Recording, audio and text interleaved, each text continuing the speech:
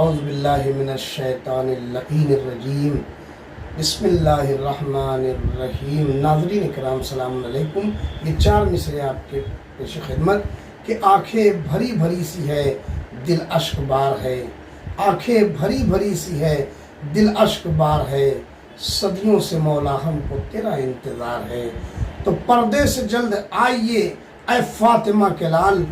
ویراں تمہاری ماں کا ابھی تک مزار ہے۔ جیسا کہ آپ کو معلوم ہے، آپ جانتے ہیں کہ 21 اپریل بروز اتوار دن میں 3 بجے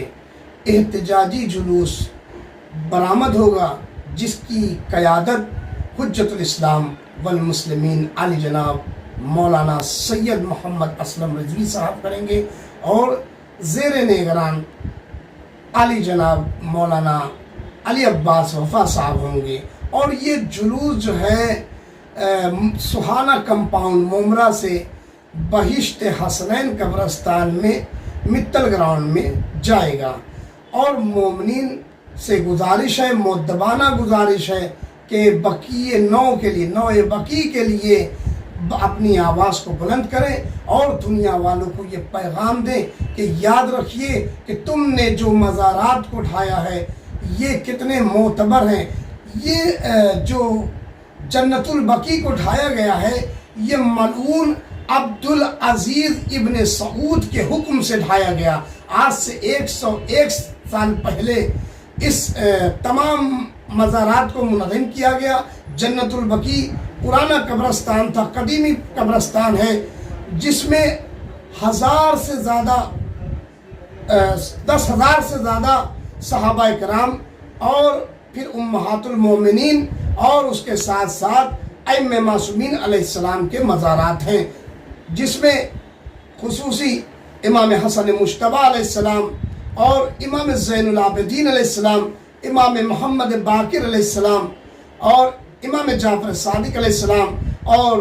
اس کے ساتھ ساتھ پیارے نبی حضرت محمد مصطفیٰ صلی اللہ علیہ وسلم کی پیاری دختر نیک، جس کے لیے پیغمبر اسلام نے فرمایا کہ فاطمہ تو بضعۃ منی، فاطمہ میرا جز ہے، فاطمہ میرا حصہ ہے، فاطمہ میرا ٹکڑا ہے۔ مگر مسلمانوں نے جنت البقیع کے ساتھ ظلم کیا۔ پہلے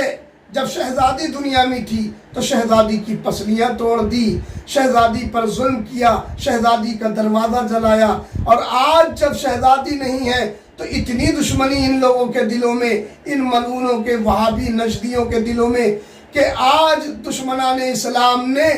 جب وہ نہ ملے تو کیا کیا، ان کی قبروں کو منہدم کر دیا، مسمار کر دیا۔ میں اسی لیے تمام مسلمانوں سے گزارش کر رہا ہوں کہ اس احتجاجی جلوس میں 100 سے زائد علماء اور